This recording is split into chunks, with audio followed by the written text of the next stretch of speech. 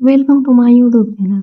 तभी सुबह सुन के डोर अनलॉक होने की आवाज़ आई। आवाज़ सुनकर उसने जल्दी से अपने आँसुओं को पोंछा और खुद को नॉर्मल किया। अब अपने बालों में उँगलियाँ घुमाते हुए कबर्ड के पास आते हुए बोला, टर्टल मुझे मीटिंग के लिए जाना है, जल्दी तैयार हो जाओ।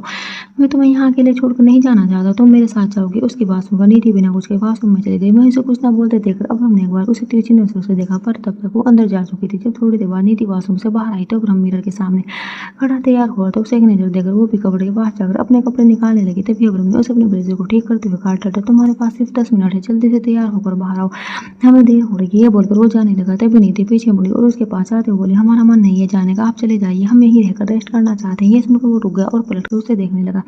नीति उससे नजर चुरा रही थी। उसे नजर चुरा के देखकर अब उसे गहरी नजरों से देखते हुए उसके पास जाने लगा। वहीं उसे अपने पास आते देखकर नीति सकपा आ गई और हाथ में पकड़े टॉवल को मसलने लगी। अब्रम एकदम उसके सामने आकर खड़ा हो गया और फिर एक हाथ से उसके चिन को पकड़कर उसके चेहरे को ऊपर किया और उसे ध्यान से देखते हुए उसने पूछा, क्या बात है टर्टल, सुबह तुम बहुत खुश लग रही थी और अब अचानक से तुम्हारा चेहरा क्यों उतर गया, क्या हुआ, मुझसे कुछ कहना चाहते हो? नीति ने जल्दी से अपनी पलकें झुकाते हुए ना में अपने सिर को हिला दिया और मन में ही खुद से बोली, हाँ हम आपसे कुछ पूछना चाहते हैं। क्या सुबह उस लड़के ने जो कहा वो सच है, पर समझ नहीं आ रहा कैसे पूछे। तभी उसके अंतरात्मा ने कहा, बेला सच से डर रही हो, तुम्हें डर लग रहा है कहीं तुम्हारा बागड़ बिल्ला उस लड़की की कहीं बातों पर सच की मोहर न लगा दे। तुम्हें इस बात से डर लग रहा है कहीं उसकी जिंदगी में तुमसे पहले कोई और लड़की थी, वो तुमसे पहले किसी और से प्यार करता था, तुम्हारा दिल इस बात को मानना नहीं चाहता और तुम्हारे कान उस सच को सुनना नहीं चाहते, इसलिए तुम घबरा रही हो, तुम डर रही हो। बेला, पर अपने डर का सामना करो और बात करो अपने बागड़ बिल्ले से, पूछो उससे क्या सच में उसकी जिंदगी में तुमसे पहले कोई थी, क्या सच में वो तुमसे पहले किसी और से प्यार करता था। हिम्मत करो बेला और अपने बागड़ बिल्ले से पूछो, इस सच का सामना करो। नीति अपने अंतरात्मा से बात कर रही थी। वहीं अब्रम ने उसे इतनी देर तक खामोश देखकर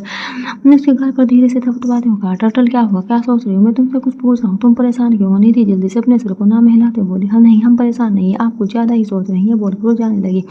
पर तभी अब्रम ने उसका हाथ पकड़ लिया और उसे रोकते हुए बोला, टर्टल मुझे तुम्हारा चेहरा पढ़ना आता है, तुम कुछ बोल रही हो और तुम्हारे आगे कुछ और बोल रही है, बताओ बात क्या है? तुम मुझसे अपना सच नहीं छुपा सकती, मैं तुम्हें बहुत अच्छे से जानता हूँ, चलो अब जल्दी बताओ क्या बात है। ये सुनकर नीति उस टेढ़ी नजर से देखने लगी और फिर टावल के कोने को अपने हाथों में मसलते हुए बोली, हम बस ऐसे ही कुछ सोच रहे थे। अब्रम बीच में ही बोला, क्या क्या सोच रही थी तुम? नीति बोली, क्या कर रहा था, आपने जो कहा वो सच था क्या, आप सिर्फ हमसे प्यार करते हैं? ये सुन अब्रम ने अपनी गाय उठाकर उसे देखा और कहा, टर्टल तुम जानती नहीं, मुझे झूठ से नफरत है, ना मैं झूठ बोलना पसंद करता हूँ ना झूठ सुनना। ये सुनकर उसने अपने मुंह में आए पानी को गले से नीचे उतारा और उसे देखते हुए आगे कहा, तो एक बात हमें सच सच बताई, क्या आपने हमसे पहले भी किसी और से प्यार किया है? अब्रम ने उसे गहरी नजरों से देखते हुए कहा, नहीं मैंने सिर्फ तुमसे प्यार किया है। ये बोलकर वो जाने लगा। तभी नीति उसे रोकते बोले, अच्छा आप सच ही कह रहे हैं, आपने सच में हम सिर्फ हमसे प्यार किया? ये सुन अब्रम ने रूडली कहा, टर्टल ये मेरा प्यार है, कोई मंदिर का प्रसाद नहीं जिसे मैं सब में थोड़ा थोड़ा बांटता फिरूंगा। मैंने सिर्फ तुमसे प्यार किया है और अब जल्दी से तैयार हो जाए, तुम्हारे पास 5 मिनट बचे हैं। ये बोलकर वो तेज कदमों से जाने लगा। वहीं नीति ने मुस्कुराते हुए उसकी बुलाए और खुश होकर बोली, हमें तो पहले ही पता था कि वे लड़की झूठ बोल रही थी, एक नंबर की झूठी है, वो हमारा बागड़ बिल्ला सिर्फ हमारा है, वो सिर्फ हमसे प्यार करता है, वो कभी किसी और से प्यार कर ही नहीं सकता। ये कहते हुए उसने अपने कंधे पर बिखरे बालों को झटका और तैयार होने चली गई। इधर होटल रूम में गनिका ने अपने पूरे रूम को तहस नहस कर दिया था। हर चीज इधर से उधर बिखरी पड़ी थी और वो रोते हुए चीजों को उठा उठा कर पटक रही थी। उसे इतना गुस्सा आ रहा था कि उसका मन कर रहा था कि वो किसी का खून कर दे, पर उसके हाथ में कुछ नहीं था। रूम में बिखरी चीजों को बीच वो बैठ गई और रोते बोली, मैंने सिर्फ तुमसे प्यार किया है अब्रम, सिर्फ तुमसे प्यार किया। जिस गलती की वजह से तुमने मुझे छोड़ा वो गलती मैंने की ही नहीं थी। तुमने मुझे अपनी सफाई देने का एक मौका तक नहीं दिया। क्यों, आखिर क्यों किया तुमने ऐसा? क्यों तुमने मेरी बात नहीं सुनी? तुमने शादी कैसे कर ली अब्रम? क्या तुम्हें एक बार भी मेरा ख्याल नहीं आया? मैंने तुमसे कितना प्यार किया और तुमने एक बार भी मेरे बारे में नहीं सोचा? तुम इतना कब बदल गए अब्रम? ये बोलते हुए रोई जा रही थी। तभी उसका फोन रिंग हुआ और उसने अपना फोन ढूंढा और कॉल रिसीव कर रोते हुए बोली, पापा पापा उसने शादी कर ली। ये कहते हुए फूट फूट कर रोने लगी। वहीं दूसरी तरफ से कनिका के डैड मिस्टर बजाज ने चौंकते हुए कहा, ये क्या कह रही हो तुम कनिका? कनिका रोते बोली, ये डैड उसने शादी कर ली, मैं आज तक उसका इंतजार कर रही थी और उसने शादी कर ली। ये सुन उसके डैड मिस्टर बजाज ने उसे समझाते हुए कहा, बेटा अब वो अपनी जिंदगी में आगे बढ़ गया है तो उसके लिए रोने से कोई फायदा नहीं, तुम वापस आ जाओ, मैं तुम्हारे लिए एक अच्छा लड़का ढूंढूंगा, एक ऐसा लड़का जो तुमसे बहुत प्यार करेगा, वो तुम्हारा बहुत ख्याल रखेगा। कनिका नाम है अपनी गर्दन को हिलाते हुए बोले, नो डैड मुझे अब्रम चाहिए, मैंने आज तक सिर्फ उससे प्यार किया है, मैंने उसके लिए इंडिया छोड़ दिया और आज तक उसका इंतजार करती रही और अब जब वो मुझे मिला है तो मैं उसे छोड़कर वापस आ जाऊँ। नहीं, मैं वापस तब तक नहीं आऊँगी जब तक मैं उससे मिल नहीं लेती, उसे 2 साल पहले का सच नहीं बता देती। मैं उससे बात कर रहूँगी। 2 साल पहले मैंने उसे धोखा नहीं दिया था, जो हुआ उसमें मेरी कोई गलती नहीं थी। बल्कि मुझे फंसाया गया था। कनिका रोते हुए बोल रही थी। वहीं उसकी बात सुनकर उसके डैड ने कहा, बेटा अगर उन लोगों को तेरे बारे में पता चला तो एक बार फिर तुझे मारना चाहेंगे। मैं तुझे खोना नहीं चाहता बेटा, इसलिए कह रहा हूँ अब काफी दूर अपने सिर से उतार दे। मैंने अपनी जिंदगी की एक नई शुरुआत और अपनी एक जिंदगी की एक नई शुरुआत कर भूल जाओ उसे। इस बात पर कनिका बोली, नो डैड, मैं उसे नहीं भूल सकती। वो सिर्फ मेरा है। मैंने उसे बहुत प्यार किया है, आप जानते हैं ना। इसलिए इन 2 सालों में मैंने उससे मिलने की कितनी कोशिश की पर नहीं मिल पाई। पर वो खुद मेरे सामने आया है तो मैं उससे कैसे ना मिलूं। मैं उससे मिलूंगी और उसे उस दिन का पूरा सच बताऊंगी। कनिका रोते हुए बोल ही जा रही थी तो वहीं इसके डैड ने उसकी जिद देखकर कहा, ओके तुम उससे मिलो और उसे सच बताओ, पर अगर उसने तुम्हारी बात मानने से इनकार कर दिया तब तुम क्या करोगी। उसके पास तो कोई सबूत भी नहीं, तुम्हारे पास तो कोई सबूत भी नहीं है अपनी बात को प्रूव करने का।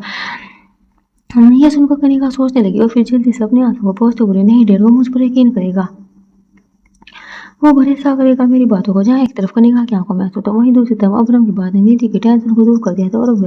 और वह तब से ही मुस्कुराई जा रही थी। वो अब्रम के हाथ में अपना हाथ डाले उसके साथ कदम से कदम मिलाकर चल रही थी। अब्रम उसे लेकर एक होटल में आया हुआ था। उसने वहां बुक अपने रूम में नीति को ड्रॉप किया और प्यार से उसे देखते हुए कहा, तुम यही मेरा वेट करो, मैं जल्दी से अपनी मीटिंग फिनिश करके आता हूँ। ये सुन नीति ने मुस्कुराते हुए उसका हाथ अपने हाथों में ले लिया और उसकी आंखों में देखते हुए उसने कहा, जल्दी आइएगा, हम आपका यहीं इंतजार करेंगे। अब्रम ने अपना एक हाथ उसके गाल के नीचे रख दिया और प्यार से उसके माथे पर किस करके कहा, तुमसे ज्यादा जल्दी मुझे है टर्टल। और फिर धीरे से मुस्कुरा और उसके होठों को छूने के लिए उसके ऊपर झुकने लगा। पर तभी नीति ने उसके सीने पर हाथ रख उसे धक्का देते हुए कहा, जाइए आपको देर हो रही, आप जितनी जल्दी आएंगे तभी उतनी ही आप जितनी जल्दी जाएंगे तभी उतनी ही जल्दी वापस आएंगे। उसकी बात सुनकर अब्रम की मुस्कान गहरी हो गई और वह चला गया। उसके जाने के बाद नीति घूम घूम कर होटल के उस रूम को देखने लगी। वो रूम बहुत बड़ा और आलीशान था। नीति रूम को देखते हुए बालकनी में चले गई। उस रूम की बालकनी से आधा मालदीव सारे शहर दिखाई दे रहा था। नीति बालकनी की रेलिंग पर अपने दोनों हाथ रखकर खड़ी हो गई और नीचे देखने लगी। तभी उसकी नजर कनिका पर पड़ी। वो उस होटल रूम में आ रही थी। जैसे ही नीति ने उसे देखा उसकी आंखें हैरानी से बड़ी हो गई और वो खुद से बोली, क्या इसे हमारे बारे में पता चलेगा? क्या इसे पता चलेगा कि हम यहाँ आए हैं? कहीं वो हमारी पागड़ बिल्ली से मिलने तो नहीं आ रही? नहीं, हम उसे पागड़ बिल्ली से मिलने नहीं देंगे। ये बोलते हुए वो अपना सिर में हिला रही थी और तभी वे रूम से निकल कर चली गई। मैं नीति कनिका को ढूंढ रही थी तो वो उसे ढूंढते हुए अपने फ्लोर से चौथे फ्लोर पर आ गई। पर उसे कनिका कहीं नहीं दिखाई दे रही थी। उसकी नजर अभी भी इधर उधर देखते हुए उसे ढूंढ रही थी पर उसे कहीं नहीं दिख रही थी। वो होटल बहुत बड़ा था। नीति को समझ नहीं आ रहा था कि वो कनिका को इस फ्लोर पर ढूंढे। उसे बार बार एक ही बात का डर लग रहा था, कहीं वो अभ्रम से ना मिले। वो नहीं चाहती थी कि कनिका की मुलाकात अभ्रम से हो। इसी बेचैनी में वो अपने हाथों को आपस में मसले जा रही थी। उसके चेहरे पर चिंता की लकीरें खींची हुई थी और माथे पर पसीने की बूंदें छलक रही थी। उसकी बड़ी बड़ी आंखें आज बेचैनी से भरी हुई थी। वो अभी भी इधर उधर देखती हुई चली जा रही थी कि तभी कुछ आवाज सुनकर वो रुक गई और उसने अपने कदम पीछे लिए और कॉरिडोर में झांकने लगी। वहां पर ज्यादा रोशनी नहीं थी पर इतना अंधेरा भी नहीं था कि कुछ दिखाई न दे। नीति को वहां 2 लोग नजर आ रहे थे जो एक दूसरे के सामने खड़े थे और बात कर रहे थे। उनमें से एक शख्स एक आदमी था जो तो वही दूसरी शख्सियत एक औरत की थी। नीति वही एक पिलर के पीछे चुप गई और वहां से दोनों को देखते उनकी बातें सुनने लगी। उस आदमी का चेहरा तो नहीं दिख रहा था क्योंकि उसकी पीठ उसकी तरफ थी। वहीं उस आदमी के सामने खड़े होने की वजह से औरत का चेहरा भी नहीं दिख रहा था क्योंकि उसका पूरा वजूद आदमी के साय से ढका हुआ था। नीति ने ध्यान लगाकर उनकी बातें सुनी तो उस औरत की बातें उसके कानों में पड़ी। वो औरत अपने सामने खड़े आदमी को बोल रही थी, मुझे अपनी बात कहने का एक मौका तो दो अब्रम, मैंने तुम्हें धोखा नहीं दिया, मेरी बात का यकीन करो, मैंने सिर्फ तुमसे प्यार किया है, तुम्हें कभी धोखा नहीं दिया। जैसे ही नीति ने सुना उसके कान खड़े हो गए और उसकी आंखें भी हैरानी से बड़ी हो गई। उसका दिल जोरों से धड़कने लगा और उसने अपनी साड़ी के पल्लू को कसकर अपनी मुट्ठी में भर लिया। उसने अपने गले से घबराहट का एक घूंट नीचे उतारा और ध्यान से उन दोनों की बातें सुनने लगी। वहीं कनिका की बात सुनकर उसके सामने खड़े अब्रम ने कहा, मैं तुम्हारी बात क्यों सुनूं? कौन हो तुम? और रही बात तुम्हारी बात सुनने की तो 2 साल पहले तुमने क्या किया था ये मैं अच्छे से जानता हूँ। मेरे पास इतना फालतू टाइम नहीं कि जिसे मैं तुम्हारे साथ वेस्ट करूँ। मेरे रास्ते से हटो, मेरी एक बहुत इंपॉर्टेंट मीटिंग। ये सुनते ही कनिका ने अपने दोनों हाथ उसके सामने जोड़ दिए और रोते हुए बोली, प्लीज एक बार मेरी बात सुन लो, तुमने जो देखा वो सच नहीं था। उसके ये कहते ही अब्रम ने उसे गुस्से में घूरते हुए कहा, अच्छा तो तुम्हें क्या लगता है मेरी आंखें खराब है? मैंने जो देखा वो झूठ था। कनिका, मैंने खुद अपनी आंखों से तुम्हें इस आदमी के साथ बेड पर देखा था। शादी तुम मुझसे करने वाली थी और रातें तुम किसी और के साथ बिता रही थी। कनिका रोते हुए वो जल्दी से नाम में से हिलाकर बोली, नहीं ये सच नहीं है, बस एक बार मेरी बात सुन लो, मैं तुम्हें सारा सच बताती हूँ। अब्रम ने अपना एक हाथ उसके सामने कर दिया और गुस्से में कहा, इनफ इज इनफ, मेरे रास्ते से हटो, मुझे तुमसे कोई बात नहीं सुननी। तुम जिंदा खड़ी हो इसे मेरा एहसान समझो, वरना मुझे धोखा देने वालों को मैं मौत देता हूँ। मेरे दादू ने तुम्हें पसंद किया था, मैंने नहीं, और उनके कहने पर ही मैंने तुमसे शादी करने के लिए हाँ कही थी। और तुम जिंदा भी इसलिए खड़ी हो क्योंकि तुम मेरे दादू के फ्रेंड की पोती हो, वरना मैं तो तुम्हें उसी दिन मार देता। अब्रम सिंह चौहान को ना धोखा देना पसंद है और ना धोखा देने वाले लोग पसंद है। अपनी बात पूरी करें अब्रम, बिना उसकी बिना उसकी एक भी बात सुने वहाँ से तेज कदमों से चला गया। कनिका रोती रह गई पर अब हमने उसकी एक नहीं सुनी। वो वहीं घुटनों के बल बैठ गई और फूट-फूट कर रोने लगी। पिलर के पीछे खड़ी नीति को ने दोनों की पूरी बात सुनी थी और अब उसे कुछ-कुछ बातें समझ आने लगी थी। वो पिलर के पीछे से निकलकर कन्यका के सामने जाकर खड़ी हो गई। उसे कन्यका की हालत पर तरस आ रहा था। उसका दर्द नीति से देखा नहीं जा रहा था और उसकी आँखों में भी आँसू आ गए थे। तभी उसने धीरे से कन्यका के कंधे पर हाथ रखा और उसे बोली, तुम ठीक तो हो ना? कनिका ने सिर उठाकर उसे देखा और फिर उसे देखते हुए गुस्से में भर गई। तभी वे एकदम से चिल्लाते बोले, नहीं हूँ मैं ठीक, सुना तुमने? नहीं हूँ मैं ठीक, जो मेरा था वो तुम्हारा हो गया, जिससे मैं प्यार करती थी वो तुम्हारा प्यार बन गया, जिससे मेरी शादी होनी थी उससे तुमने शादी कर ली। बोल वो फिर से रोने लगी। नीति उसके दर्द को समझ रही थी, इसलिए उसने कनिका की बातों पर गुस्सा नहीं आया और वो उसके सामने नीचे बैठ गई और अपने दोनों हाथ उसके सामने जोड़कर भारी गले से बोली, देखो कनिका, हम नहीं जानते 2 साल पहले तुम्हारे साथ क्या हुआ था, क्यों तुम उनसे अलग हो गई, क्यों तुम्हारी शादी उनसे नहीं, पर आज के हालात अलग है। अब वो हमारे पति और हम उनसे बहुत प्यार करते हैं। उनकी जिंदगी में हम किसी भी दूसरी औरत को बर्दाश्त नहीं कर सकते। प्लीज उनका पीछा छोड़ दो, वो हमारे पति है। हम तुम्हारे सामने हाथ जोड़ते हैं, तुमसे रिक्वेस्ट करते हैं, उनका पीछा छोड़ दो। उनके बिना हम नहीं जी सकते। अगर हम उनसे अलग हुए तो मर जाएंगे। ये कहते हुए नीति भी रोने लगी थी। वहीं उसकी बात सुनकर कनिका हैरान रह गई और हैरानी से उसे देखने लगी। नीति को देखते हुए उसने अपनी आंखों से आंसू पोंछे और अपने आप को मजबूत करते हुए उसने भारी आवाज में कहा, अच्छा तो तुम उससे बहुत प्यार करती हो, तो क्या कर सकती हो तुम उसके लिए? नीति रोते हुए बोली, हम उनके लिए कुछ भी कर सकते हैं, हम उनके लिए अपनी जान तक दे सकते हैं, पर उनसे अलग होकर नहीं जी सकते। ये सुनते ही कनिका की आंखों में फिर से आंसू बहने लगे। उसने गहरी-गहरी सांस लेते हुए अपनी आँखों को बंद कर लिया। वो एक हाथ अपने सिर पर रखकर बोली, ओह गॉड! ये क्या हो रहा है? एक तरफ मेरा प्यार है और एक तरफ इसका प्यार। ये कहकर उसने अपनी आँखें खोली और नीति को देखते हुए कहा, जान तो मैं भी उसके लिए दे सकती हूँ, पर तुम्हारे और मेरे प्यार में सिर्फ इतना फ़र्क है कि मेरा प्यार एक तरफ है और तुम्हारा दो तरफ़ा। जितना प्यार तुम मुझसे करती हो, उतना ही प्यार वो भी तुमसे करता है। अब्राहम के दादाजी ने हमारा रिश्ता जोड़ा था। हमारी शादी होने वाली थी। इससे पहले कनिका अपनी बात को पूरा करती नहीं तो उसे बीच में रोकते हुए बोली, हम नहीं जानते आपकी उनकी शादी क्यों टूट गई, पर किस्मत ने उन्हें हमारी झोली में डाला है। वो अब हमारे पति हैं, हमारी किस्मत ने उन्हें हमसे जोड़ा है और अब हम उनसे अपने रिश्ते को टूटने नहीं देंगे, चाहे कुछ भी हो जाए। हम अपना ये रिश्ता नहीं टूटने देंगे। उसकी बात सुनकर कनिका मुस्कुराने लगी। मुस्कुराते बोली, तुम्हारे इरादे मजबूत है, शादी इसलिए तुम्हारा प्यार जीत गया और तुम उसकी बीवी बन गई, वरना कुछ लोगों ने तो ठान रखा था वो उसकी शादी कभी होने ही नहीं देंगे। ये कहकर उसने गहरी सांस ली और फिर नीति के हाथ को नीचे करते हुए कहा, डरो मत, अब मैं तुम्हारे सामने कभी नहीं आऊंगी, ना कभी अपनों से मिलने की कोशिश करूंगी। मुझे खुशी है कि उसके साथ एक ऐसी लड़की है जो उसके लिए किसी भी हद तक जा सकती है। ये तो मैं नहीं जानती तुम्हारी शादी कैसे उसके साथ हो गई, पर तुम्हें संभल कर रहना होगा। उसके अपने ही उसके सबसे बड़े दुश्मन है, जो साले उसे धोखा देते आ रहे हैं, जिसका पता अब हमको नहीं पता। ये सुनते ही नीति हैरान रह गई और उसने पिछले कुछ दिनों में हाथ से याद आने लगे जिस तरह से विला में साजिश हो रही थी। सब तो उसे भी हो गया था कि जरूर कोई अपना है जो जब बाहर वाले से मिला है और जानबूझकर अब्रम को नुकसान पहुंचाना चाहता है। तभी तो इतने सालों से रक्स देता आ रहा था। ये सोच को अपनी आंखों को बढ़ाकर उसे देखते बोली, तुम किसकी बात कर रही हो? कनिका बोली, उसे की, जिसने अपने फायदे के लिए उसकी जिंदगी को बर्बाद कर दिया, जिसने अपने फायदे के लिए मुझे उससे अलग कर दिया, जिसकी साजिशों में उलझ कर रह गई और अपने और अब्रम के टूटते रिश्ते को नहीं बचा पाई। उसका जादू अब्रम के ऊपर कुछ ऐसा चला है कि वो उसके इस बारे में एक शब्द नहीं सुनना चाहता। वो उसके लिए सारी दुनिया से लड़ सकता है, पर उसके खिलाफ एक शब्द नहीं सुन सकता। ये कहते हुए उसने नीति की तरफ देखा और उससे बोली, जहाँ तक मुझे पता है अब्रम की शादी कभी नहीं हो सकती थी, क्योंकि कुछ लोग उसे शादी करने ही नहीं देते। पर तुम्हारी शादी उसके साथ कैसे हो गई? बताओ मुझे, तुम्हारी शादी किन हालातों में हुई? क्या अब्रम ने अपनी मर्जी से तुमसे शादी की थी या फिर? इसके आगे कनिका कुछ कहती उससे पहले नीति ने कहा, नहीं, उन्होंने हमसे अपनी मर्ज़ी से शादी की है, बल्कि जब हमारी शादी हुई तब उसमें हमारी मर्ज़ी शामिल नहीं थी। उन्होंने हमसे ज़बरदस्ती शादी। ये सुनकर कनिका हैरान रह गई। उसने हैरानी से देखते हुए बोली, क्या तुम मुझे पूरी बात बताओगी? नीति ने अपने आंसू पोंछते हुए कहा, हाँ, हम तुम्हें सब बताते हैं। और फिर उसने कनिका को अपने और अभरम के पहली बार मिलने से लेकर अब तक की पूरी कहानी सुनाई। उसकी पूरी बात सुनने के बाद कनिका सोचते बोली, अब समझ आया, तुम्हारी शादी अभरम के साथ कैसे हो गई। वो नहीं थी ना, अगर वो होती तो तुम्हारी शादी वो कभी उसके साथ होने नहीं देती। वो तुम्हें उसके साथ कभी जुड़ने ही नहीं देती। इनफैक्ट वो तो तुम्हें जान से मार देती या फिर उसके हाथों ही मरवा देती। ये कहते हुए कनिका के चेहरे पर गुस्सा झलक रहा था। तो वही नीति हैरान थी। उसने हैरान नजरों से कनिका को देखते हुए कहा, तुम किसकी बात कर रही हो? हमारी शादी कौन नहीं होने देता? कौन हमें जान से मार देता? प्लीज बताओ हमें। कनिका, हमें उसका नाम बताओ। कनिका हलवास की आवाज में बोली, वही जिसने मुझे अब्रम से अलग करने की साजिश सोची और अपनी साजिश में कामयाब भी रही। उसने न केवल मुझे अपनी साजिश में फंसाया, बल्कि मेरा प्यार भी, मेरे अब्रम को भी मुझसे दूर कर दिया। ये कहते हुए उसकी आंखों में आंसू आ गए थे। नीति उसका दर्द समझ रही थी। तभी उसके कंधे पर हाथ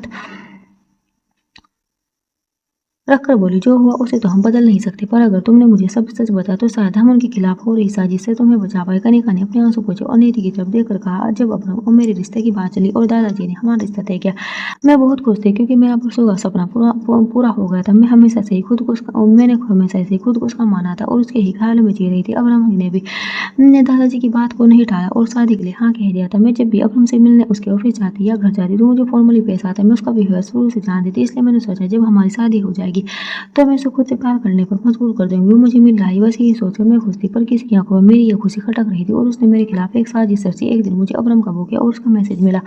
उसने मुझे मिलने के लिए एक होटल रूम में बुलाया था। ये सोचकर ही मैं खुश हो गई थी कि वो मुझसे मिलना चाहता है। मैं उस दिन बहुत अच्छे से तैयार हुई। मैं चाहती थी अब्रम जब मुझे देखे तो उसकी नजर मुझ पर ही ठहर जाए। कनिका के चेहरे पर खुशी झलक रही थी। निधि बहुत ध्यान से उसे देखती हुई उसकी बातें सुन रही थी और वह कनिका की उस खुशी को उसके प्यार को महसूस कर रही थी। वहीं कनिका ने अपनी बातों जारी रखते हुए आगे कहा, जब मैं होटल पहुंची रूम में कोई नहीं था। मुझे लगा अब्रम को आने में देर हो गई। ये सोचकर मैं उसका इंतजार करने लगी। जब डोर खुला तो मुझे लगा अब्रम आया है और उसे देखने की खुशी में जल्दी से पीछे मुड़ी, पर वह आदमी अब्रम नहीं था, फिर कोई और था। किसी और को देखकर मैं डर गई और मैंने उसे जाने के लिए कहा, पर वो आदमी अंदर आया और उसने डोर को अंदर से बंद कर दिया। ये देखकर मैं और डर गई और बाहर जाने की कोशिश करने लगी, पर उस आदमी ने मेरे मुंह पर कोई स्प्रे मारा और मेरे सिर में दर्द होने लगा। मैं खुद को संभाल नहीं पाई और बेड पर गिर गई। उसके बाद क्या हुआ मुझे कुछ याद नहीं दिया। मेरे साथ क्या हुआ था मुझे कुछ याद नहीं था। ये बोलते हुए कनिका फिर से रोने लगी। उसे रोते देखकर नीति ने उसके आंसू को पोंछते हुए कहा, हम तुम्हारा दर्द समझ सकते हैं। तुम्हारे साथ जो हुआ बहुत उलट हुआ। कनिका ने खुद को संभाला और भारी आवाज में आगे कहा, जब मेरी आंख खुली तो मैंने खुद को असली अवस्था में बेड पर उस आदमी के साथ पाया और अब मेरे सामने खड़ा था। वो गुस्से में मुझे घूर रहा था। मैंने उसे समझाने की बहुत कोशिश की, पर उसने मेरी एक नहीं सुनी और मुझसे सारे रिश्ते तोड़ दिए। वो मुझसे नफरत करने लगा था। ये कहते हुए फूट-फूट कर रोने लगी। नीति ने उसे संभाला और उसे अपने गले लगा लिया। फिर वो उसकी पीठ को धीरे-धीरे सहलाने लगी। कनिका उसके गले लगकर ही रोते हुए बोली, उस दिन के बाद मैंने अब्रम से मिलने की बहुत कोशिश की, पर नहीं मिल पाई। मैंने सोचा मैं सारी बातें वसुंधरा आंटी को बताऊंगी और वो अब्रम को समझाएगी। यही सोचकर मैं उनसे मिलने गई, पर उन्होंने मेरी बहुत बेइज्जती की। मुझे बदचलन कहा, कोठे वाली कहा और मेरे बारे में बहुत गंदी बातें कही। मुझसे एक पल भी वहाँ रुका नहीं गया और मैं वापस अपने घर चली गई। मेरे डैड ने मुझे बहुत समझाया, पर मैं अब्रम को सच बताना चाहती थी, इसलिए मैंने एक आखिरी कोशिश की और एक बार फिर से बिलाई, पर गार्ड्स ने मुझे अंदर जाने नहीं दिया। मैं बिला के बाहर ही से चुप कर अब्रम के आने का इंतजार करने लगी और तभी मेरी नजर वसुंधरा आंटी पर गई और उन्हें देखकर मैंने सोचा कि मैं एक बार फिर उन्हें बात करके उन्हें समझाऊंगी। ये सोचकर मैं उनकी कार का पीछा करने लगी और तभी मुझे कुछ ऐसा पता चला जिसके बाद मेरी जान खतरे में आ गई और मुझे न चाहते हुए दिल्ली छोड़ना पड़ा। नीति उसे हैरानी से देखते बोली, क्या पता चला तुम्हें? कनिका, हमें बताओ, तुमने दिल्ली क्यों छोड़ा? कनिका बोली, जब मैं वसुंधरा आंटी का पीछा कर रही थी तो एक आदमी से जाकर मिली। मुझे लगा वो उनका फ्रेंड या बिजनेस पार्टनर होगा, इसलिए मैं उनसे कुछ दूरी पर दूसरे टेबल पर बैठकर उनकी बातें खत्म होने का इंतजार करने लगी। ये कहते हुए कनिका उस मोमेंट को याद करने लगी जब वो वसुंधरा के पीछे बैठी वसुंधरा के उस आदमी की बातें सुन रही थी। फ्लैशबैक 2 साल पहले वो एक रेस्टोरेंट था। कोने की टेबल पर वसुंधरा एक आदमी के साथ बैठी थी और उससे कुछ ही दूरी पर कनिका उसके पीछे बैठी थी। उनके टेबल के बीच ज्यादा दूरी नहीं थी, इसलिए उसे वसुंधरा और आदमी की बातें सुनाई दे रही थी। पहले तो कनिका ने उनकी बात पर ज्यादा ध्यान नहीं दिया, पर जैसे ही वसुंधरा ने बातों ही बातों में उसका नाम लिया तो उसके कान खड़े हो गए और वो ध्यान से उनकी बातें सुनने लगी। वसुंधरा उस आदमी से बोली, मैं कुछ दिनों के लिए बाहर क्या चली गई, यहाँ तो सभी अपनी मनमानी करने लगी। मेरे पीठ पीछे उस बुढ़े ने अब्रम का रिश्ता उस बजाज की बेटी कनिका के साथ तय कर दिया। उसे क्या लगा था फिर दोनों की शादी करवा देगा और मेरे साय से अब्रम को दूर कर देगा, पर मैं ऐसा कभी नहीं होने दूंगी। अच्छा हुआ कि अब्रम ने कनिका के साथ अपनी शादी तोड़ दी और ये सब सिर्फ तुम्हारे प्लान की वजह से हुआ है। अगर उस दिन तुमने मुझे होटल वाला आइडिया नहीं दिया होता तो हम कभी भी शादी को तोड़ नहीं पाते। वैसे देखा जाए तो एक तीर से दो निशाना लगा है। कनिका का इस तरह अब्रम को धोखा देना उसके विश्वास को तोड़ गया है। अब वो किसी भी लड़की पर विश्वास नहीं करेगा और ना ही कभी भी शादी करेगा। ये सुनते ही कनिका के होश उड़ गए और वो अपनी आंखें बड़ी कर हैरानी से वसुंधरा को देखने लगी। उसने वसुंधरा को देखते हुए मन ही मन खुद से कहा, क्या मेरी शादी तोड़वाने के पीछे लोगों का हाथ है? उस दिन होटल में जो कुछ भी हुआ मेरे साथ हो वो इन सब लोगों की साजिश थी। मैं अब्रम को ये सच बता कर रहूंगी, पर वो मेरी बात पर यकीन नहीं करेगा। मैं क्या करूँ मैं? ये सोचते हुए वो इधर-उधर देखने लगी, तभी उसे एक आइडिया और उसने अपना फ़ोन निकाला। वो अपने फ़ोन निकालकर दोनों का वीडियो शूट करने लगी। वसुंधरा उस आदमी से आगे बोली, मैं नहीं चाहती उसकी ज़िंदगी में कोई लड़की आए, इसलिए मैं उसकी शादी कभी नहीं होने दूँगी। वो सिर्फ मेरी सुनेगा और जैसा मैं कहूँगी वैसा ही करेगा। आफ्टर ऑल मैं उसकी माँ हूँ। माँ जो ठहरी ये बोली, वो तिरछा मुस्कुराई तो वहीं उस आदमी ने वसुंधरा के हाथ पर अपना हाथ रखते हुए कहा, वसु डार्लिंग, तुमने कितना कुछ किया भी तो है उसकी माँ बनने के लिए। पहले खुद ही उसे प्रॉब्लम में डालना और फिर खुद ही उसकी मदद करना, उसे अंधेरे कमरे में घंटों बंद रखना और फिर उसे धड़काना, फिर खुद ही जाकर उसे कमरे से बाहर निकालना और उसे अपनी ममता भरे साये में छुपा लेना। उसे एक माँ का प्यार देना, ये सब करके ही तुमने उसका प्यार जीता है, उसका भरोसा जीता है। अब वो तुम पर भरोसा करता है तो खुद से भी ज़्यादा। तुम्हें डरने की जरूरत नहीं, वसुंधरा वो तुम्हारे अलावा कभी किसी की नहीं सुनेगा। इस बात पर वसुंधरा तिरछा मुस्कुराते बोली, उसकी माँ बनने के लिए क्या कुछ नहीं किया है मैंने, न केवल साजिश की बल्कि से सेक्रीफाइस भी किया है। और अब तक मैं अपनी मंजिल तक पहुंचने जाती तब तक ये नाटक ऐसे ही चलता रहेगा। मैं जो ड्रग्स अब को दे रही हूँ उसके सारे डोज खत्म हो गए, तुम उसके और डोजेज मंगवा दो। उस आदमी ने मुस्कुराते कहा, डोंट वरी, 2 दिन बाद तुम्हें और डोजेज मिल जाएंगे। जैसे जैसे कनिका उनकी बात सुनती जा रही थी उसकी हैरानी का लेवल बढ़ता जा रहा था, उसकी सांसें भारी हो गई थी और वे खुद से बोली, कितने कितने कमीने हैं ये लोग अगर हमको ड्रग्स देते हैं। मैं ये सच उसे बता कर रहूंगी। उसने जल्दी से वीडियो बंद किया और अपना फोन लेकर उठने लगी, पर तभी उसके हाथ से लग कर टेबल पर रखा गिलास नीचे गिरकर टूट गया। आवाज सुनकर वसुंधरा और आदमी ने कनिका की तरफ देखा और जैसे ही उनकी नजर कनिका पर पड़ी दोनों हैरान रह गए। वहीं कनिका उन्हें देखकर डर गई और वहां से भागने लगी। उसे भागते देखकर वसुंधरा गुस्से में बोली, पकड़ो उसे, अगर उसने अब्रम को सब कुछ बता दिया तो हमारा पर्दाफाश हो जाएगा। मार दो उसे, जाओ पकड़ो उस पर उसे सुनकर उस आदमी ने कहा, तुम डरो मत, उसे जो वो किसी को कुछ नहीं बता पाएगी, मैं उसे रोकता हूँ। ये बोलकर वो चला गया। इधर कनिका बचकर भाग रही, तभी अचानक एक गाड़ी के सामने आ जाने से उड़कर पीछे हटे और उसके हाथ से फोन छूटकर नीचे गिर गया। फोन के टुकड़े टुकड़े हो गए। ये देख कनिका रोती बोली, मेरे पास एक ही सबूत है जिसे दिखाने से अब्रम को मेरी बातों पर भरोसा हो जाता और सारा सच उसके सामने आ जाता, पर अब सब खराब हो गया। ये बोल कनिका ने पीछे मुड़कर देखा तो वे आदमी उसे अपने पीछे आता हुआ दिखाई। उसे देखकर कनिका फिर से भागने लगी। फ्लैश बैक में कनिका रोते हुए बोली, उस दिन से लेकर आज तक मैं भागी रही हूँ। मैं जैसे तैसे उस दिन तो बच ही गई थी, पर उन लोगों ने मुझे पूरे शहर में ढूंढा और इसी वजह से दादा ने मुझे मालदीव भेज दिया। पिछले 2 सालों में मालदीव में रह रही हूँ। उसकी बात सुनकर नीति हैरान थी। उसे अभी भी इस बात पर भरोसा नहीं हो रहा था। इन सबके पीछे वसुंधरा का हाथ है। वो अभी भी इस बारे में सोच रही थी कि तभी कनिका ने अपनी बात को जारी रखते हुए आगे कहा, अब तुम ही बताओ, इसमें मेरी क्या गलती थी? नीति बोली, क्या सच में ये सब वसुंधरा माने क्या है? पर वो ऐसा कैसे कर सकती है? वो तो अब्रम जी से बहुत प्यार करती है, उसकी माँ है, फिर वो अपने बेटे के साथ ऐसा कैसे कर सकती है? नीति के इस सवाल के जवाब में कनिका ने कहा, वो माँ नहीं, माँ के नाम पर निकाली है, वो सिर्फ दिखावा करती है। उसने अपने झूठे प्यार की पट्टी अब्रम की आंखों पर बचपन से बांधी हुई है और उस पट्टी को खोलने की हिम्मत आज तक किसी ने नहीं की। ये बोलते हुए उसने नीति का हाथ पकड़ लिया और बोली, पर ये हिम्मत तुम कर सकती हो, तुम्हें वसुंधरा का सच अब्रम के सामने लाना होगा, वरना वो दिन दूर नहीं जब वो तुम्हें अब भी उसकी जिंदगी से दूर कर देगी। जैसे ही कनिका ने ये कहानी थी, इनको खुद पर हुई अटैक याद आने लगी और फिर वे धीरे धीरे सारी बातों को याद करने लगी। जब सीधा अब्रम के सामने उसे ड्रग्स देने वाले शख्स का नाम लेने वाली तब वो वसुंधरा ही थी जिसने अचानक से आकर उसकी जीभ काट दी थी। ये सब याद करते ही नीति हैरानी के साथ बोली, तुम सही कह रही हो कनिका, अब हमें समझ आ रहा है। जब से हम उस घर में गए हमारे साथ कुछ ना कुछ होता आ रहा है। यहाँ आने से पहले भी हम पर जानलेवा हमला हुआ था। ये सुन कनिका गुस्से में बोली, आई एम श्योर वो हमला वसुंधरा ने ही तुम पर करवाया होगा। वो नहीं चाहती कि कोई भी अब्रम की ज़िंदगी में आए और इसलिए वो तुम्हें भी उसकी ज़िंदगी से निकालना चाहती है। पर नीति, मैंने देखा है अब्रम तुम्हारा साथ देता है, वो तुमसे प्यार करता है। तुम्हें उसके सामने वसुंधरा का असली चेहरा लाना होगा, उसका काला सच तुम्हें से उसे बताना होगा। नीति उसे देखते हुए बोली, क्या वे हम पर यकीन करेंगे? क्या वे हमारी बातों का भरोसा करेंगे? कनिका उसे समझाते बोली, नहीं, अगर तुम सीधा सीधा वसुंधरा पर इल्जाम लगाओ तो मुँह की खाओगी। कोई तुम्हारा साथ नहीं देगा। ये भी हो सकता है कि वो लोग तुम्हें घर से निकाल दें, पर अगर तुमने वसुंधरा के खिलाफ सारे सबूत इकट्ठे कर लिए और फिर अब्रम के सामने उसका सच रखा तो वे तुम्हारी बात जरूर समझेगा। उसे झूठ से नफरत है, उसे धोखे से नफरत है और धोखा देने वालों को भी बस तुम्हें अब्रम के सामने कैसे भी करके प्रूफ करना है कि वसुंधरा उस समय तक धोखा देती आ रही। उसका प्यार, उसकी परवाह सब एक साजिश है। उसका कोई वो तो मकसद है जिसके लिए वो आज तक अब्रम के सामने एक अच्छी मां बनने का नाटक करती आ रही है। नीति उसकी बातें ध्यान से सुन रही थी। वहीं कनिका ने अपनी बात को खत्म करते हुए उसका हाथ पकड़कर कहा, मुझे तुम पर भरोसा है, तुम ये कर पाओगी। तुम अब्रम की आंखों से प्यार की झूठी पट्टी खोल दोगी। नीतू इसकी बात पर बोली, पता नहीं आपको हम पर इतना भरोसा कब होगा, पर हम आपसे वादा करते हैं हम पूरी कोशिश करेंगे उनके सामने सच लाने की, और कुछ चाहे कुछ भी हो जाए हम उनका साथ नहीं छोड़ेंगे। फिर चाहे बागड़ बिल्ला खुद हमसे जाने के लिए क्यों ना कह दे, तब भी हम उन्हें छोड़कर नहीं जाएंगे। जैसे ही कनिका ने नीति के मुंह से बागड़ बिल्ला नाम सुना वो अचानक से हंसने लगी और हंसते बोले, क्या क्या कहा तुमने? बागड़ बिल्ला? तुम अब्रम को बागड़ बिल्ला कहकर बुलाते हो? नीति एक हाथ अपनी गर्दन के पीछे रख सिर को कुचाते हुए जबरदस्ती मुस्कुराकर बोली, हम क्या करें, हमें समझ नहीं आता हम उन्हें किस नाम से बुला, इसलिए जो मन में आता है कह देते हैं। बागड़ बिल्ला बिलोटा, जो हमें अच्छा लगता है हम उन्हें बोल देते हैं और वैसे भी वे हमारी बात का बुरा नहीं मानते।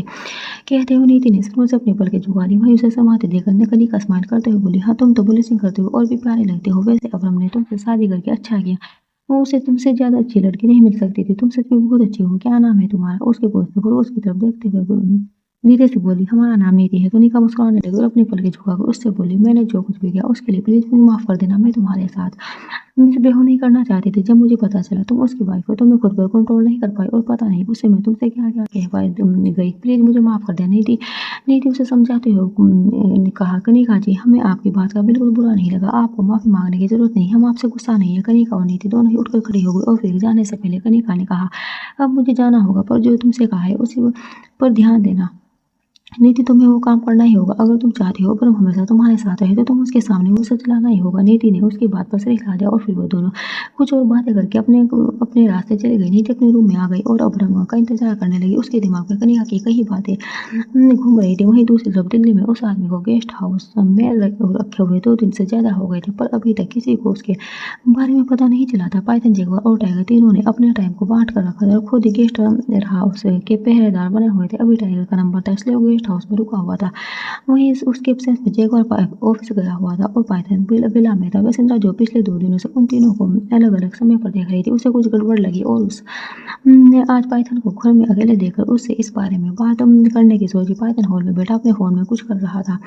वसुंधरा भी उससे कुछ दूरी पर खड़ी थी। वो उसके पास जाते हुए खुद से बोली, आखिर ये माजरा क्या है? ये दिखता है तो वो नहीं, वो दिखता है तो दूसरा नहीं। आखिर ये दोनों एक समय पर एक साथ क्यों नहीं दिखाई देते? अचानक से ही हम साथ-साथ की एक जगह हम आपके हैं कौन बनकर क्यों घूम रहे हैं? कोई तो बात ज़रूर है जो ये लोग मुझसे छुपा रहे हैं। पता करना पड़ेगा वसुंधरा, पता करना पड़ेगा। वो खुद से बातें करते हुए पाइथन के पास जाकर खड़ी हो गई और प्यार से उसकी तरफ देखकर मुस्कुराते हुए बोली, पाइथन क्या बात है? तुम यहाँ अकेले क्यों बैठे हो? वो दोनों कहाँ हैं? आजकल दिखाई नहीं दे रहे। उसकी बात सुनकर पाइथन ने फ़ोन से नज़र हटाकर उसकी तरफ देखा और धीरे से मुस्कुराते हुए कहा, वो दोनों ऑफिस गए हैं मैम। ऑफिस बोलते हुए वसुंधरा ने अपने शब्दों को खींचा और फिर कुछ सोचते हुए आगे बोली, अच्छा पर एक बार तो कभी ऑफिस नहीं जाता था। अब अचानक से उसे क्या हुआ? वो जब ऑफिस जाने लगा। पाइथन ने उस बात भी शालीनता से जवाब दिया, ये बात तो आप उनसे ही पूछना मैम। वो उठते हुए बोला, मुझे कुछ अर्जेंट काम है मैम, मैं आपसे थोड़ी देर में मिलता हूँ। इतना बोलकर पाइथन वहां से चला गया। वहीं वसुंधरा उसे घूरने लगी और अपनी मुट्ठी कसकर बंद करते हुए खुद से बोली, इस पाइथन को क्या लगता है? उसकी स्मार्टनेस मुझे समझ नहीं आती। मैं वसुंधरा हूँ वसुंधरा, लोगों का चेहरा देखकर उसकी नीयत समझ जाती है। ये लोग जो मुझसे कुछ छुपा रहे हैं अब तो मुझे खुद ही पता करना पड़ेगा। कहते हुए वसुंधरा ने मुंह घुमाया और अपनी साड़ी के पल्लू झाड़ते हुए चली गई। इधर मालती हुई नीति अभी भी कनिका की वही बातों को बारे में सोच रही थी। वो खुद में इतनी खोई हुई थी कि उसे अब्रम के आने का पता भी नहीं चला। वहीं अब्रम ने जब उसे खुद में खोया देखा तो उसके पीछे जाकर खड़ा हो गया और फिर उसे पीछे से अपनी बाहों में भरते हुए उसने नीति के कंधे पर अपना सिर रख दिया। नीति अचानक से उसके पकड़ने से चौंक गई। उसकी सांसें और धड़कनें दोनों ही तेज हो गई थी। जब अब्रम ने यह महसूस किया तो उसने और भी कसकर पकड़ते हुए कहा, क्या हुआ डर? तुम डर क्यों गई? क्या तुमने किसी और को एक्सेप्ट किया? नीति जल्दी से बोले, नहीं हम वो ये कहते हुए रुक गई। उसने अटकते देखकर अपने ने उसे अपनी तरफ घुमाया और फिर उसकी आंखों में देखते हुए कहा, क्या हुआ? तुम इतने परेशान क्यों लग रही हो? नीति उससे नजरें चुराते हुए धीरे बोली, हम वापस कब जाएंगे? ये सुनकर अब्रम ने उसे गहरी नजरों से देखते हुए कहा, क्या तुम्हें यहाँ अच्छा नहीं लग रहा? क्या तुम्हें मेरा साथ अच्छा नहीं लग रहा? इस बात पर नीति जल्दी से बोली, नहीं ऐसी बात नहीं, हमें तो आपका साथ बहुत अच्छा लगता है। हम तो चाहते ही नहीं है कि आप हमें छोड़कर कहीं जाए। हम तो हर समय बस आपके इस साथ रहना चाहते हैं। नीति अपनी धुन में बोले जा रही थी। वहीं अब्रम उसे मुस्कुराते हुए देख रहा था। उसकी बातें सुनते हुए उसने अचानक नीति के होठों पर अपनी एक उंगली रख दी और वह खामोश होकर उसे देखने लगी। तभी अब्रम ने कहा, कितना बोलती हो तुम? ये कहते हुए अपने फिंगर को उसके होठों पर मुंह करने लगा। नीति अचानक से पीछे हट गई और उससे बोली, हमें भूख लगी है। अब्रम ने उसे देखते हुए उसके पास जाते हुए कहा, मैंने ऑलरेडी हमारे लिए खाना ऑर्डर कर दिया, हम दोनों आज यहीं डिनर करेंगे। उसे खुद के पास आते देखकर नीति अपने कदम पे धीरे धीरे पीछे ले रही थी। तभी अचानक ही वे दीवार से टकरा गई। जैसे ही अब्रम उसके पास आया वे साइड से निकलकर जाने लगी पर उसका रास्ता रोकते हुए अब्रम ने अपना एक हाथ दीवार पर रख दिया। वे देखकर नीति दूसरी साइड से जाने लगी तो उसने दूसरी तरफ से भी उसका रास्ता रोकते हुए अपना दूसरा हाथ भी दीवार पर रख दिया। अब नीति उसके दोनों हाथों के बीच खड़ी उसे चोर नजरों से देख रही थी। अब्रम उसे देखते हुए उसके ऊपर झुका और फिर उसने अपने होठों को उसके कान के पास ले जाकर कहा, क्या हुआ टर्टल? मुझसे वहाँ क्यों रही हो? क्या कल रात मैंने तुम्हें सेटिस्फाइड नहीं किया? ये सुनते ही नीति की आंखें बड़ी हो गई और फिर शर्म से उसने जल्दी से अपनी पलकें झुकाते हुए अपनी आंखों को बंद कर लिया। अब्रम ने उसे शर्मिंदा कर दिया था। उसका मन कर रहा था कि अभी धरती फटे और वे उसमें समा जाए। कल रात के बाद से नीति को थोड़ी सी और अब्रम से थोड़ा डर लगने लगा था। वो कल रात जेंटल था पर सम टाइम वो एकदम से अग्रेसिव हो गया था जिसकी वजह से नीति उसे हैंडल नहीं कर पा रही थी। उसने अपने लिए भी डर कर अपनी साड़ी को मुट्ठी में भर रखा। तभी उसे अपने हाथ पर अब्रम के हाथ महसूस हुआ। उसकी मुट्ठी को धीरे धीरे खोल रहा था। उसने नीति की छोटी छोटी फिंगर को अपने फिंगर में उलझाया और उसके हाथ को दीवार पर प्रेस करते हुए अपनी भारी वजूद तले उसे दबा दिया। उसने नीति को अपने बीच के सभी फासलों को खत्म कर दिया और एक बार फिर उसके होठों को शिद्दत से किस करने लगा। कुछ देर तक उसे ऐसे ही किस करते रहने के बाद उसने नीति के हाथों को रिलीज किया और उसकी कमर को अपनी बाहों में भर लिया। उसके हाथ नीति की कमर और बैग पर मुंह हो रहे थे। तभी अचानक से उसने कुछ ऐसा किया कि नीति की साड़ी की प्लेट्स खुल गई। ये होती नीति की तुरंत अपने सेंस में आई और अब्रम के सीने पर हाथ रख उसे पीछे की तरफ धक्का दे दिया। अब्रम इसके लिए तैयार नहीं था इसलिए वो धक्का पड़ने से कुछ कदम पीछे हो गए। नीति और अवम दोनों की सांसें भारी थी। वे दोनों तेज-तेज सांस लेते हुए एक दूसरे की आंखों में देख रहे थे। तभी अचानक से अबरम की नजरें उसके चेहरे से हटकर उसकी गर्दन से नीचे जाने लगी। जब नीति ने उसकी नजरों का पीछा किया और खुद को देखा तो हैरान रह गई। उसकी साड़ी का पल्लू कंधे से सरककर नीचे गिर गया था और उसकी साड़ी की प्लेट्स भी पूरी खुल गई थी। नीति उसके सामने अस्त-व्यस्त कपड़ों में थी, जो उसके सिर को छुपा कम दिखा जाता रहे थे। उसने जल्दी से अपने दोनों हाथों को खुद को कवर किया और पीछे घूमते हुए बोली, ये आपने क्या किया? बागड़ बिल्ली, आप हमारे साथ ऐसा कैसे कर सकते हैं? अबरम उसके पास गया और उसकी पीठ पर अपने सीने से सटाते हुए उसकी पतली सी कमर को अपने हाथों में भर लिया और फिर उसके कंधे पर सर रखकर कहा, टर्टल यू आर माइन, और मैं तुम्हारे साथ कुछ भी कर सकता हूँ। तुम्हें ऐसे देखने का हक सिर्फ मेरा है। ओ कल रात हमारे बीच क्या हुआ था, तुम भूल गई क्या? मैं तुम्हें फिर से ये सब याद दिलाऊं? कल रात का जिक्र होते ही नीति समझ से पानी पानी हो गई। उसका मन कर रहा था कि वो कहीं खुद को छुपा ले, पर अबरम उसे अपनी बाहों में कसकर भरे खड़ा था। उसने जैसे तैसे खुद को संभाला और उसकी बात पर बोली, आपको हमें परेशान करने में मज़ा आता है ना, इसलिए आप हमें इतना ज़्यादा टीज़ करते हैं ना। ये सुनकर वरुण धीरे से मुस्कुराया और उसकी कमर को दबाते हुए कहा, हाँ, मुझे तुम्हें तंग करने में मज़ा आता है, क्योंकि तुम मेरी टर्टल हो। ये कहकर उसने धीरे से उसके कान को अपने होठों के बीच दबा दिया। वो उसकी बाहों में कसफसाने लगी। उसकी बाहों के कैद से आज़ाद होने की कोशिश करते हुए बोली, ये क्या कर रहे हैं आप? छोड़िए हमें, हमें वो समझाना है, हमें अपने कपड़े ठीक करने हैं। इस बात पर अबरम ने उसकी गर्दन में अपना चेहरा घुसाते हुए कहा, इतने छोटे से काम के लिए तुम्हें मुझसे दूर जाने की क्या ज़रूरत है? मैं हूं ना, ये काम तो मैं भी कर सकता हूँ। ये सुनते ही नीति की आंखें एकदम से बड़ी हो गई और उसके बाहों में घूम गई। फिर उसकी आंखों में देखते हुए अपने आईब्रो को ऊपर चढ़ाते हुए बोली, अच्छा तो आपको साड़ी पहनाना आता है? अबरम ने उसे देखते हुए धीरे से हाँ में सिर हिला दिया। तो ये देखकर वो सरकास्टिकली स्माइल करते हुए बोली, ओके, नहीं तो ये साड़ी हमें पहनाइए, हम भी देखते हैं आप हमें ये साड़ी कैसे पहनाती हैं। अबरम ने उसकी आंखों में देखते हुए कहा, बाद में पछताना मत। नीति ने उससे नजर मिलाते हुए कहा, पछताएंगे तो अब आप?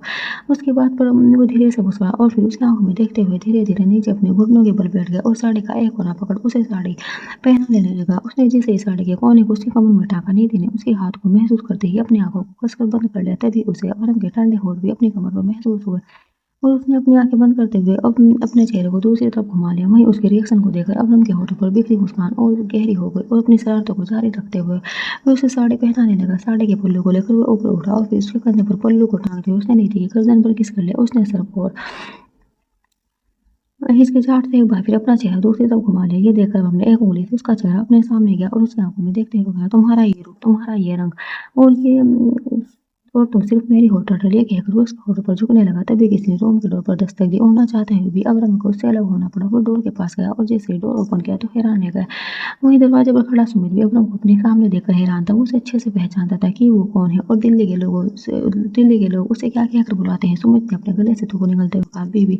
बीष्टे कहते ही वो बहुत घबरा रहा था। उसके चेहरे पर पसीने की बूंदें छलक आई थी। तो वहीं अबरम उसे घूरकर देखते हुए खुद से बोला, ये तो वही लड़का है जो टर्टल के कॉलेज में पढ़ता है, पर ये यहाँ क्या कर रहा है? क्या ये टर्टल का पीछा करते हुए यहाँ तक आ गया?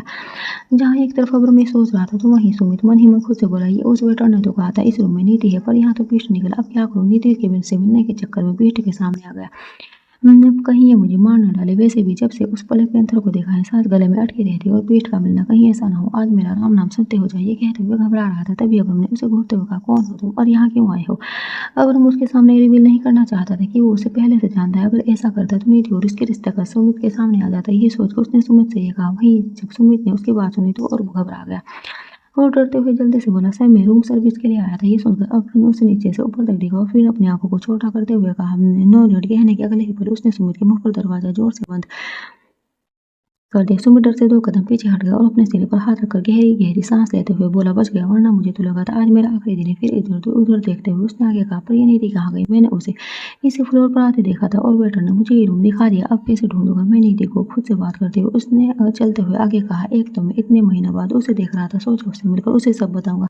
मैंने अचानक से दिल्ली क्यों छोड़ दिया? उस दिन के बाद से तो मेरी दोबारा कॉलेज में जाने की हिम्मत ही नहीं हुई और आनन फान में मुझे दिल्ली छोड़कर यहाँ आना पड़ा। अपने डैड के पास एक मौका मिला था मुझे नीति को सब एक्सप्लेन करने का, पर वो मौका भी मेरे हाथ से चला गया। अब मैं उसे कैसे ढूंढूंगा? वही रूम के अंदर डोर बंद करने के बाद जैसे ही अबरम पीछे मुड़ा उसके सामने से नीति गायब थी। उसे कमरे में न देखकर अबरम हम उसे कमरे में न देखकर उसने वॉशरूम के डोर को घूरते हुए कहा, तुम्हें क्या लगता है टर्टल तुम मुझसे बच जाओगे? उसने सिर हिलाया और मास्टर रूम में जाकर बैठ गया और अपना लैपटॉप निकालकर उस पर काम करने लगा। वहीं दूसरी तरफ दिल्ली में टाइगर अपनी कार के बोनट पर बैठा था। उसके बगल सोना बैठी उससे बातें कर रही थी और दोनों बातें करते हुए सामने दिख रहे नजारे का लुत्फ उठा रहे थे। दूर से ही उन्हें इंडिया गेट दिखाई दे रहा था और जगमगाते लाइटों में इस वक्त वो और भी ज्यादा खूबसूरत लग रहा था। तभी सोना इंडिया गेट से नजर हटाकर टाइगर की तरफ देख ले बोली, मैं कल अपने घर चली जाऊंगी। सुनते ही टाइगर जो लीन होकर बैठा था वो उठकर बैठ गया और उसे देखते हुए बोला, क्यों तुम घर क्यों जा रही हो? तुम तो हॉस्टल में रहती हो ना। सोना ने उसे आंखें दिखाते हुआ, क्या आप चाहते हैं मैं जिंदगी भर हॉस्टल में रहूं, कभी अपने घर ना जाऊं? मेरा वीकेंड शुरू हुए 1 हफ्ते से भी ज़्यादा हो गए हैं। मेरे साथ रहने वाली सभी लड़कियां अपने घर चली गई हैं और अब मैं भी अपने घर चली जाऊंगी। क्या उसने मुंह घुमा लिया। टाइगर ने उसे पीछे से अपनी बाहों में भर लिया और उसके कंधे पर नजर रखते हुए कहा, तुम्हारा घर कहाँ है? मुझे एड्रेस दो, मैं तुमसे मिलने वहीं आ जाऊंगा। ये सुन सोना एटीट्यूड दिखाते बोले, मेरा घर गाँव में है, यहाँ से करीब 600 से 700 किलोमीटर दूरी पर। क्या तुम दूर क्या इतनी दूर आप मुझसे मिलने आएंगे? टाइगर उसकी बात पर धीरे से मुस्कुराया और फिर अपनी बाहों में कसकर भरते हुए कहा, तुम्हारे पीछे पीछे तो मैं नरक तक आ जाऊंगा, पर ये 600 से 700 किलोमीटर की बात है, रेगुलर न सही, पर वीकेंड पर तुमसे मिलने आ सकता हूँ। तभी सोना ने टेढ़ी नजर से देखते हुए कहा, मुझे तो लगा था आप मुझसे मिलने रोज आएंगे, पर आप तो हफ्ते में एक बार आने की बात कर रहे हैं। इस बात पर टाइगर ने उसे समझाते हुए अगली बताइए, अगर मैं रोजाना तुमसे मिलने आऊंगा तो मेरा सारा समय आने जाने में चला जाएगा, फिर मैं काम कब करूंगा? और काम नहीं किया तो मेरा बॉस मुझे काम से निकाल देगा, फिर सड़क पर आ जाऊंगा। तब क्या तुम्हारे घर वाले एक बेरोजगार लड़के के हाथ में तुम्हारा हाथ दे देंगे? ये सुनते ही सोना की आंखें चमकने लगी और वो अचानक से उसकी तरफ मुड़कर हैरानी और खुशी से के मिली जुले भाव के साथ बोली, क्या कहा आपने? टाइगर ने कहा, वही जो तुमने सुना। सोना एक्साइटेड होकर स्माइल करते हुए बोली, क्या सच में आप मुझसे शादी करेंगे? उसके पास होकर टाइगर उसे गहरी नजरों से देखने लगा और हाथ दिखाते हुए बोला, 1 मिनट, तुम्हें क्या लगा मैं तुम्हारे साथ टाइम पास कर रहा हूँ? 1 सेकंड, कहीं तुम मेरे साथ टाइम पास तो नहीं कर रही? देखो जंगली मदेरिया, मैं ऐसा लड़का नहीं हूँ। अब तुम मेरी जिंदगी में आई हो तो तुम्हें मेरे साथ जिंदगी भर रहना पड़ेगा, समझे? तुम भी चाहे इसमें तुम्हारी मर्जी हो या ना हो,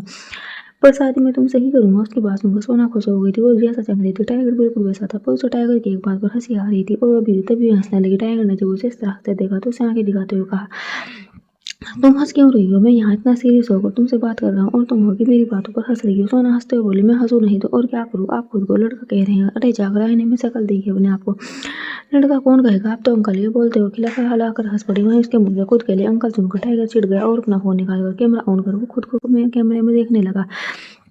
उसने अपने चेहरे को राइट लेफ्ट मुंह किया और अच्छे से दिखाकर फिर खुद को एक स्माइल देकर सोना की तरफ देखकर कहा, तुम्हारी नाकें खराब हो गई। जंगली बंदरिया, ध्यान से देखो, इतना हैंडसम लड़का तुम्हें कहीं नहीं मिलेगा और तुम मुझे अंकल कह रही हो? सोना ने अपनी हंसी को कंट्रोल किया और आराम से आलती-पालती मारकर बैठ गई। फिर उसने अपनी हंसी को कंट्रोल किया और उसे देखते बोली, जंगली बंदर, मेरे गाँव में एक कहावत है, बूढ़ी घोड़ी लाल लगाम। ये कहते वो फिर से हंसने लगे। वहीं उसे हंसते देखकर अब टाइगर को गुस्सा आ गया था। फिर उसने जल्दी से अपना एक हाथ उसके मुंह पर रखते हुए उसकी हंसी को दबा दिया। सोना अपनी आंखें बड़ी को उसे घूरने लगी तो ये देखकर टाइगर ने सिर काट स्माइल करते हुए कहा, तुम्हें क्या लगता है जंगली बदरिया, तुम्हारी इन आंखों से मैं डर जाऊंगा? बिल्कुल नहीं, जब देखो मैं क्या करता हूँ। ये कहकर वो उसकी आंखों में देखते हुए उसके ऊपर झुकने लगा। वहीं अब सोना ने ऐसे खुद के करीब आते देखा तो उसकी आंखें हैरानी से और बड़ी हो गई और वह पीछे की तरफ झुकती जा रही थी। एक पॉइंट पर आकर वो गाड़ी की बुलेट पर लेट गई। उठाकर उसके ऊपर छा गया। सोना अभी भी उसे हैरानी से देख रही थी। वहीं टाइगर उसकी आंखों में देखते हुए मुस्कुरा रहा था और तभी उसने धीरे धीरे अपने हाथ को उसके मुंह पर से हटा लिया और उसके गुलाबी होठों को देखने लगा। उसके होठों को देखकर उसे सोना की होली वाले दिन की शरारत याद आई। उसके होठों को छूने की तलब उठ गई। वो धीरे धीरे उसकी ओर करीब चला गया। तभी अचानक से सोना ने उसे रोकते हुए कहा, जंगली बंदर, ये क्या कर रहे हो? उसका आपका दिमाग खराब हो गया है क्या? टाइगर ने उसके होठों पर से नजर हटाकर उसकी आंखों में देखते हुए कहा, हाँ मेरा दिमाग खराब हो गया है और मेरा दिमाग खराब करने वाले भी तुम हो। तुमने ये मेरी प्यास को जगाया है और अब तुम्हें इस प्यास को बुझाओगे भी। सोना को समझ नहीं आ रहा था कि वो क्या बात कर रहा है, इसलिए उसकी बात पर वो जल्दी से बोली, मुझे नहीं पता आप किस बारे में बात कर रहे हैं, मैंने कुछ नहीं किया, प्लीज मुझे छोड़ दो। टाइगर ने उसके हाथों को कसकर पकड़ते हुए कहा, नहीं छोड़ूंगा। उस दिन होश में न रहकर भी तुमने मुझे बहुत कुछ किया था और आज मैं होश में रहकर तुम्हारी हरकतों को दोहराऊंगा। तुम्हें भी तो पता चले तुमने एक बार बैचलर के साथ क्या किया है? क्या मैंने क्या किया? कहते हुए सोना क्या और घबराहट दोनों दिख रहे थे। तभी टाइगर ने अपनी सार्कास्टिक स्माइल को बरकरार रखते हुए कहा, अभी पता चल जाएगा। और फिर ये कहकर उसने अपने एक हाथ से उसकी आंखों को ढक दिया। सोना की आंखें खुद बड़ी बंद हो गई और उसने अपने होठों पर टाइगर के होठों की छोर महसूस हुई। आँख में और सोना आज होश में थी, इसलिए उसके लिए ये उसकी पहली किस्त थी। उसने जैसे ही टाइगर के होठों की छोर को महसूस किया उसका शरीर अंदर तक काम गया। उसकी धड़कनें रुक गई। एक पल के लिए उसे ऐसा लगा जैसे किसी ने उसे स्टेचू कर दिया हो या फिर किसी जादूगर ने जादूगर ने अपनी छड़ी घुमाकर समय को रोक दिया। वहीं दूसरी तरफ मालती बनी थी। जैसे ही वाशरूम से निकलकर रूम में आई तो रूम का नजारा देख कभी हैरान नहीं गई। रूम में अंधेरा था और हर तरफ सिर्फ कैंडल चल रही थी। बीच में रखे टेबल पर खाना सर्व था और वहाँ भी एक बहुत बड़ी सी कैंडल चल रही थी। थी अभी अपनी बड़ी बड़ी खूबसूरत आंखों से उस नजारे का जायजा ले रही थी। कितने में उसने कान के पास अब्रम की गर्म सांसें महसूस हुई। उसने नीति के कान में कहा, मेरा ये सरप्राइज तुम्हें कैसा लगा? टर्टल नीति ने तिरछी नजरों से उसे देखा और होले से मुस्कुराते हुए कहा, बहुत खूबसूरत है। क्या ये सब आपने खुद किया है? अब्रम उसके सामने आकर खड़ा हो गया और अपने दोनों हाथ दिखाते हुए बोला, हाँ ये सब मैंने अपने इन्हीं दो हाथों से क्या है उसके बाद पुनीत खिलखिलाकर हंस पड़ी। वहीं उसे इतना खिलखिलाकर हंसते देखकर अब्रम भी मुस्कुरा दिया और एक जेंटलमैन की तरह उसने नीति का हाथ पकड़ा और उसे लेकर टेबल के पास आया। उसने चेयर खींचकर नीति को बिठा दिया और फिर खुद उसके सामने बैठते हुए कहा, मैं जानता हूँ मैंने तुम्हें बहुत दर्द दिया है, पर अब मैं तुम्हारी बुरी यादों को मिटाकर तुम्हें अच्छी यादें देना चाहता हूँ। मैं और काम करूंगा टर्टल, जिससे तुम्हें खुशी मिलती हो, जिससे तुम खुश रहो। मैं तुम्हारी खुशी के लिए कुछ भी करूंगा। आज का हमारा ये कैंडल लाइट डिनर हमारे खूबसूरत रिश्ते की शुरुआत करने का। नीति उसकी बातें सुनते हुए उसमें ही खो गई थी। वो मुस्कुराते हुए बस उसे देखे जा रही थी। वहीं पर वो अपनी चेयर खींचकर उसके पास ले गया और फिर उसे खुद ही प्लेट में खाना शुरू किया। ये देखकर नीति की मुस्कान और गहरी हो गई। उसने जैसे स्पून उठाया और अपने उसे रोकते हुए उसके हाथ से स्पून लेकर कहा, नो टर्टल, ये तुम्हारा काम नहीं है। आज तक तुमने मुझे अपने हाथों से खिलाया है, पर आज तुम्हें अपने हाथों से खिलाऊंगा। उसे देखते हुए नीति की आंखें खुशी से चमकने लगी। उसने अब्रम को जैसे इतने प्यार की उम्मीद भी नहीं की थी जितना प्यार वो उसे दे रहा था। अब्रम का बेशुमार प्यार उसे संभाले नहीं संभाल रहा था और तभी उसकी आंखों में देखते हुए बोली, हमसे इतना प्यार मत करिए अब्रम जी, हम किस बेशुमार प्यार को कैसे संभालेंगे। अब्रम ने प्यार से उसके गाल पर हाथ रखा और फिर उसकी आंखों में देखते हुए कहा, जब मेरी नफरत संभाल सकते हो, मेरी टॉर्चर झेल सकती हो, तो मेरा प्यार भी संभाल लोगी। मुझे अपने टर्टल पर पूरा भरोसा है। मेरी टर्टल मेरे हरों को हैंडल कर। नीतू उसकी बात को इतनी खुश हो गई थी कि वो एक सेकंड भी खुद को रोक नहीं पाई और जल्दी से उठते हुए उसके अब्रम के गले लगी। उसने बहुत कसकर उसे गले लगाया था। वहीं उसकी कश्ती पकड़ने अब्रम को उसके प्यार की गहराई का एहसास दिलाया था। तभी उसने नीति की नाजुक कमर को अपने हाथों में भर लिया और गहरी सांस लेकर उससे कहा, मैं जिंदगी भर तुम्हारे साथ ऐसा ही प्यार चाहता हूँ turtle. Thanks for watching, bye bye.